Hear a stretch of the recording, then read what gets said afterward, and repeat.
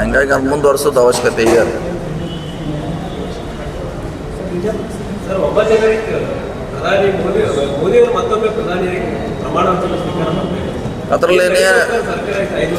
ಅದರಲ್ಲೇನು doubt ಇಲ್ಲ. Majority ಅವ್ರದ್ದಿದೆ, ಹೆಚ್ಚಿನ ಸಂಖ್ಯೆಯಲ್ಲಿ ಅವ್ರು ಇದ್ದಾರೆ, ಹಾಗೆ ಆಗ್ತಾರೆ. ಅದರಲ್ಲೇನು ಪ್ರಶ್ನೆ ಇದ್ದಾರೆ. 5 ವರ್ಷ ನಡೆಯುತ್ತೆ ಅನ್ನುವಂಥ ಪ್ರಶ್ನೆ ಮುಂದೆ ನೋಡ್ಬೇಕಲ್ಲ. ಈಗ ಹೋದ ಸಾರಿ ಏನು ಅವರು ಏಕತರ್ಫಿ ಮಾಡ್ತಿರಲ್ಲ, ಒಂದು ಸೈಡ್ ಡಿಸಿಷನ್ ಅದು ಆಗೋಲ್ಲ. ಯಾಕಂದರೆ ಅವ್ರದ್ದು ಸಂಖ್ಯೆ ಕಡಿಮೆ ಆಗಿದೆ. ಅವ್ರೇನು ತಮ್ಮ ಉತ್ತರ ಪ್ರದೇಶ್ ಬೇರೆ ಬೇರೆ ರಾಜ್ಯಗಳಲ್ಲಿ ಭಾಳ ನಂಬಿದ್ರು, ಅಲ್ಲಿ ಜನ ವಿರೋಧವಾಗಿದ್ದಾರೆ. ಬಹುಶಃ ಅದನ್ನು ತಿಳ್ಕೊಂಡು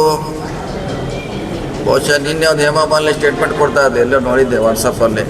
ನಾವಿನ್ನು ಡೆವಲಪ್ಮೆಂಟ್ ಬಗ್ಗೆ, ರಸ್ತೆ ಬಗ್ಗೆ, ಹಾಸ್ಪಿಟ್ಲ್ ಕಟ್ಟಬೇಕಂತ ಏನೋ ಹೇಳ್ತಾಯಿದ್ರು ಅವ್ರು. ಅಂದರೆ ಈ 10 ವರ್ಷದಿಂದ ಹೇಳಬೇಕಾದ್ರೆ ಈಗ ಹೇಳ್ತಿದ್ದಾರೆ ಅವ್ರು. ಅಂದ್ರೆ ಈ ಧರ್ಮ ಆಧಾರಿತ ಬಿಟ್ಟು ಡೆವಲಪ್ಮೆಂಟ್ ಆಧಾರಿತ ಆದರೆ ಒಳ್ಳೆಯದು. ಆವಾಗ ಯಾರು ಅವ್ರಿಗೆ ಭಾಳ ಜನ ವಿರೋಧ ಮಾಡೋದಲ್ಲ. ಸರ್, ಇವತ್ತೊಂದು 100 MP ಗಳ ನೂತನ MP ಗಳ ಒಂದು ಸಭೆ ಹಳೆ ಸಂಸತ್ನಲ್ಲಿ, ಅಲ್ಲಿ ಸಂವಿಧಾನ ಬದಲಾವಣೆ ಮಾಡ್ತೀನಿ ಅಂತ ಹೇಳಿದರು ಮೋದಿಯವರು. ಇವತ್ತೇನು ಸಂವಿಧಾನದ ಮೊದಲಿಗೆ ಹಣಿ ಹಚ್ಚಿ ನಮಸ್ಕಾರ ಮಾಡಿ ಕಾರ್ಯಕ್ರಮ ಪ್ರಾರಂಭ ಆಗಿದೆ. ನಾವು ಅವರಿಂದ ಬಯಸೋದು ಇದೇನೆ, ಸಂವಿಧಾನ ಕಡೆ ಗಮನ ಕೊಡಲಿ, ಹಾಸ್ಪಿಟ್ಲ್ ಕಟ್ಟಲಿ, ಯೂನಿವರ್ಸಿಟಿ ಕಟ್ಟಲಿ. ಈಗ ನೋಡಿ, ಅಯೋಧ್ಯೆಯಲ್ಲಿ ಮಂದಿರ ಕಟ್ಟರು, ಏನಾಯ್ತು ಅಲ್ಲಿ ಸೀಟು ಸಮಾಜವಾದಿ ಪಾರ್ಟಿ ಬಂತು, ಅದರಿಂದನೇ ಎಲೆಕ್ಷನ್ ಮಾಡಲಿಕ್ಕೆ ಕೊಟ್ಟಿರೋ ದೇಶದ್ದು. ಅಲ್ಲೇ ಜನ ವಿರೋಧ ಆದರು.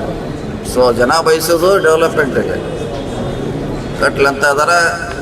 ಬಹುಶಃ ಈ ಅವಧಿಯಲ್ಲಿ ಅವರು ಬಹುಶಃ ಡೆವಲಪ್ಮೆಂಟ್ ಕಡೆ ಗಮನ ಕೊಡ್ತಾರೆ ಅಂತ ನಮ್ಮ ಆಸೆ ಇದೆ. ಆದರೆ ಒಳ್ಳೆಯದು.